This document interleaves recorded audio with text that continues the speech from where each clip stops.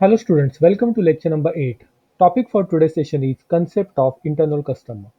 I Dr. Rohan Prabhakar Devale welcome you all. This is online lecture series. Don't forget to subscribe. The subject is operations and supply chain management.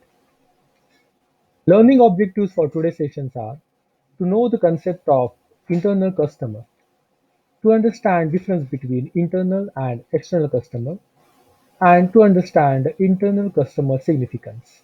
We will start our session with concept of internal customer. Internal customer.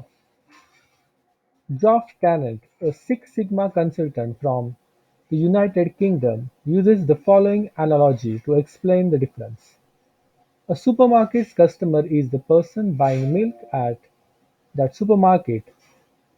A not customer buys milk from a competing supermarket, whereas a non-customer doesn't buy milk from supermarket at all, but rather has milk delivered to the door in the traditional British way. Planet also categorize customers in another way that is employed out with the field of marketing.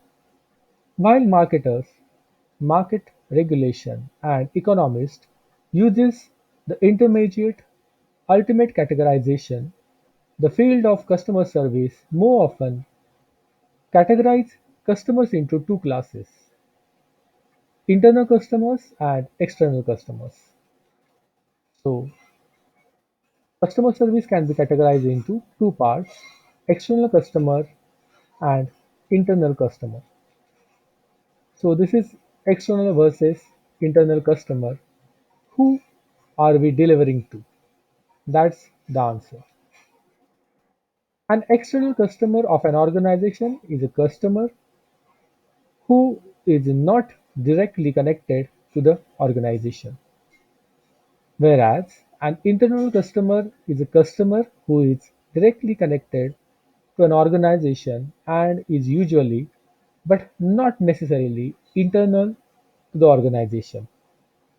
Internal customers are usually stakeholders, employees or stakeholders, shareholders, but the definition also encompasses creditors and external regulators. Now we will see and understand internal customer significance. Internal customer.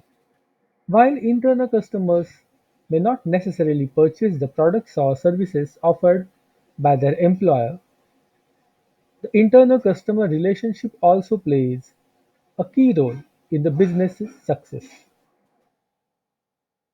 In the sales example, a salesperson who doesn't work well with customer service may have greater difficulty placing orders or obtaining answers to his external clients' questions, resulting in a poor level of service. Strained internal relationships can also adversely affect the company's morale. So we can say that a simple definition of an internal customer is anyone within the organization who at any time is dependent on anyone else within the same organization. The internal customer may be a situational customer. This person may not always be the internal customer. They might be depending on someone inside the company at a specific time for a specific reason, maybe once a week or once a year. An example of internal customer may be someone in the payroll department. Let's say this payroll person is dependent on managers from various departments to call in the employee payroll on time. If a manager is late or doesn't report payroll properly, then the payroll reason or person cannot do his or her job, which is getting payroll checks out on time. The manager failed his or her internal customer. Hope you have understood. Just pause the video and see this funny, wonderful cartoon. So, ultimate internal customer service attitude, it's just a cartoon. This is Book of Simba publication. In my next video, we will understand overview of total quality management.